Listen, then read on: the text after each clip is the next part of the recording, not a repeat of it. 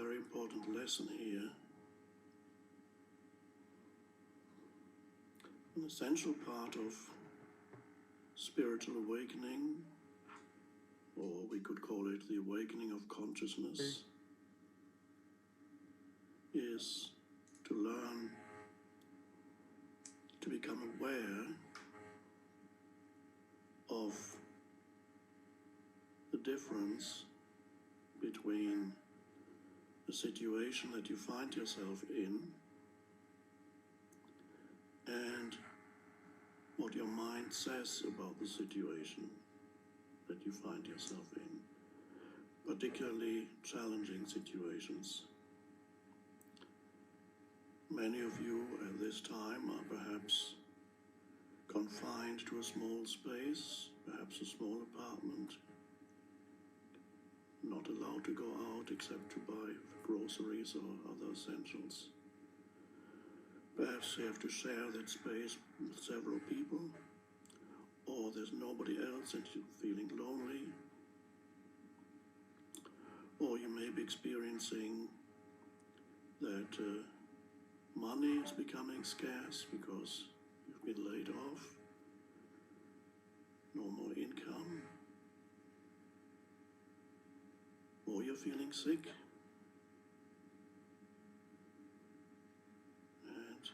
There's a fever, there's cough. Okay. Now, all these things that many of you are experiencing now would conventionally, normally be called bad. Now what?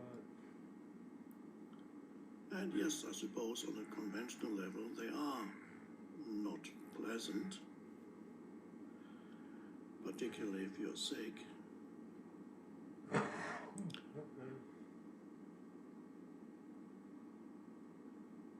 So what does it mean? What does Shakespeare mean when he says nothing is either good or bad, but thinking makes it so? So your very essential spiritual lesson is to be able to differentiate between a situation that you are experiencing and your mental commentary about the situation that you're experiencing, the thoughts that you have concerning the situation that you're experiencing. This is important. Now, for most people, anybody who's not sufficiently aware, for most people, You know what's happening. Whatever they experience and the mental commentary that they have about their experience are a single phenomenon. They cannot separate them. So, let's say you are cooped up in a small space, have been there for already a week or 2 weeks, and you're thinking about how much longer and you can't stand it anymore. This is just too awful.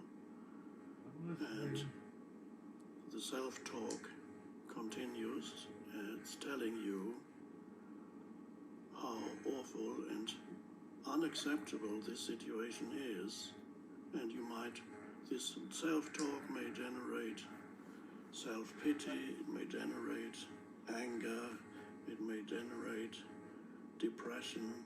Are we bored yet? And it certainly will generate fear, because a lot of the self-talk is about how bad it's not just how bad it is now, but how bad it's going to be. It's going to be worse. That's what the mind is often saying. Same old. And then, when the mind is saying that it's going to get worse, then basically for you it is already worse, and it gets worse and worse. This is history. So, since many of you have spare time You want to see these it? days, Come on down. I suggest experimenting a little Right bit here. and becoming aware of the difference between the situation you find yourself in, and the mental commentary about the situation. So when you feel unhappy, basically suffering where you are, and you're saying, I can't take much more of this, whatever the mind is saying, or the mind is saying it's going to get worse. I can't take another 3 weeks of this holiday. I'm going to live on, and so on. So the commentary concerns certain things that are happening now, and it concerns certain things in the so-called future. So you become aware of the self-talk. Basically, most people talk to themselves a lot. Or you may also be talking to others. If you share a space with other people, then this self-talk becomes the dialogue that you have with others. And as an experiment, I would suggest that you ask yourself, how would I experience this situation if I did not add any unnecessary thought to it?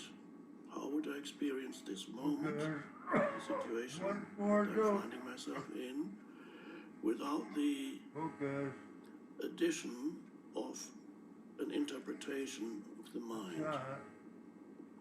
I sometimes call that, in most cases, this addition, this interpretation, in many, many cases it's negative.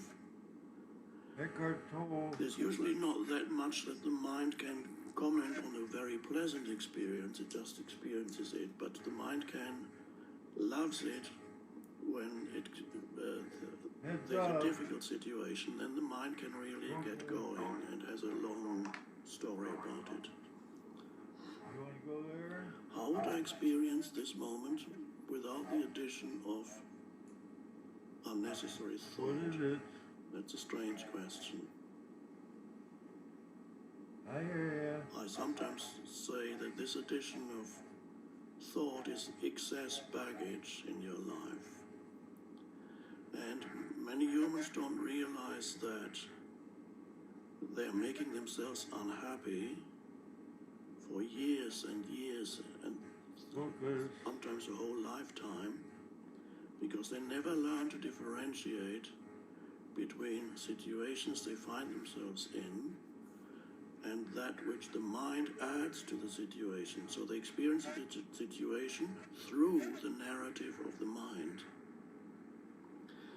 They cannot say, here's a situation and here's the narrative, but this is what I'm asking you to experiment. Okay. Because you have plenty of time, or many of you have. You hear that? How would I experience this moment if I refrained from interpreting it, calling it either good or bad? Okay, now this question Cortana, doesn't have flip the coin. this question Looks like heads. directs your attention into the present you. moment, the aliveness of the present moment. And if you don't add any thought to it, but just an experiment, you can, if the experiment is fails, if you don't like it, then you can continue with continuously adding narratives to the situation and continue to experience the situation through the veil of the narrative that comments how awful it all is. That your life is falling apart, the world is falling apart. It's all so dreadful. That's a narrative. So, how would I experience this moment if I did not add? Okay, let's do it. Let's refrain. It's not a doing. It's a refrain from doing something that is normally an unconscious mind process. Okay, what am I left with? Here I am. I'm sitting here, looking around, breathing, whatever is here in this room, Look out of the window, see a bit of sky, tree, the light coming through the window, furniture in the room, whatever else is happening here, sensory perceptions. And you're breathing, and you are alive, You know where I presumably, am. although you may not actually experience being There's alive, the but you can picture. experience it by feeling the inner energy field of the body, which is alive. It's all What part of is the it? experience of this moment. That's the general store. And there you are, sitting there, and you have dropped the narrative. And all you're left with is the bare isness, beingness or isness of this moment. That's interesting. It is what it is. You may suddenly feel a kind of weight lifting off your shoulders, the weight that you habitually probably carry, which is the weight of, this is why I call it excess baggage. It is the weight of unconscious thinking, reactive thinking, Cortana, mind creating unhappy, what's your favorite song? and then I really like Pocket Calculator by Kraftwerk. Reminds me of having fun with math. back to you the unhappy narrative in the form of an unhappy emotion. That's called normal living. That's what, when you watch a movie, or everybody's doing it, that's just normal, not very few people question it. But there is another way, and that's a way Cortana, of awareness or presence. nursery rhymes. So this is perhaps one of the I found 11 results, including ABC, the alphabet song, The Wheels on the Bus and London Bridge is Falling Down. great, the narrative from the situation, and if possible, as much as possible, let go of the narrative and just be present with this moment as it is. And of course, the amazing fact is, this moment is all there ever is. Your entire life unfolds Cortana, in and as. what time is it? In other words, It's 12:26 p.m. in Arch Cape. it's never not Cortana, now. what day is it? Is now. Today is Saturday, February 27th, 2021. You remember it now. Whatever will happen in the future will not happen in the future, it will happen in the now, because when the future comes, it's no longer future, it's the now. And when you think about the future, it's a thought.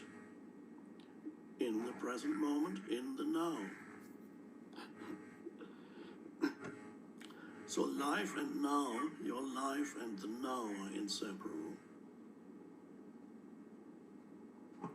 And there's an enormous power hiding in the now, which means hiding in you. And a deep sense of aliveness and beingness that goes far beyond what we conventionally call happiness. It's not happiness, it's deeper. But you need to be challenged by life to find it, and this is what's happening for millions collectively now. On a personal level, everybody gets challenged periodically also, but now collectively we're being challenged. We need to wake up out of unconscious Wake. thinking, out of complete Breathe. identification Focus. with the thinking mind, which is conditioned by the past. And we need to realize that there is in us, there is in you, another dimension of consciousness that has always been there, but habitually one could By say, the way, overlooked. And that is the dimension of awareness, which is consciousness without thought. You probably have experienced it on many occasions, briefly. If, for Okay. example, when engaged in an activity that requires you to be absolutely present, climbing up a mountain, or sometimes perhaps engaged in some kind of sport activity, it requires you to be absolutely present. And then there's an awareness there, but there's no conceptual thinking, there's no time for thinking. And the strange thing is, this awareness is a deeper identity. It's the awareness that you are frees you ultimately from yourself, the limited self, the conditioned self, the mind-made sense of self that for most people, that's all they know. But there's more to you.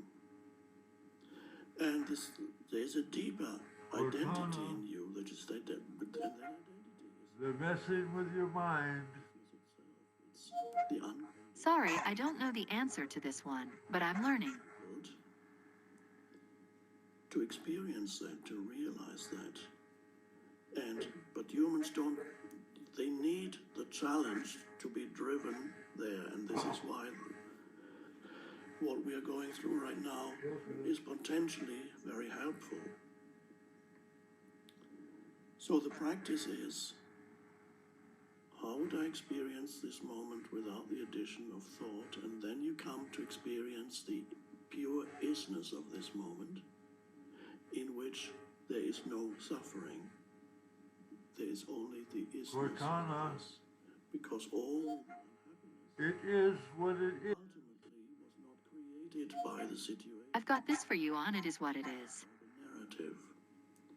But you didn't know that, as most humans still don't know that, because they cannot separate the situation from the narrative. And so whenever you feel unhappy, you feel fearful, you feel depressed, you feel resentful, what's happening, self-pity, whatever it may be, use that as a little wake-up call. Say, okay, how does this arise? How is this feeling of unhappiness in whatever form, how does it come about? And then you become more and more aware of what goes on in your thinking mind. The awareness is deeper, a deeper dimension of consciousness. You can say higher or deeper, it doesn't matter. It is a deeper dimension of consciousness than the activity of thought, which is also consciousness. Every thought is a form that consciousness does. Awesome.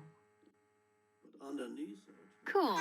realm of consciousness, in the same way that a ripple on the surface of the ocean, let's say that's a thought, but the ripple is only a temporary, fleeting expression of a much deeper reality underneath it.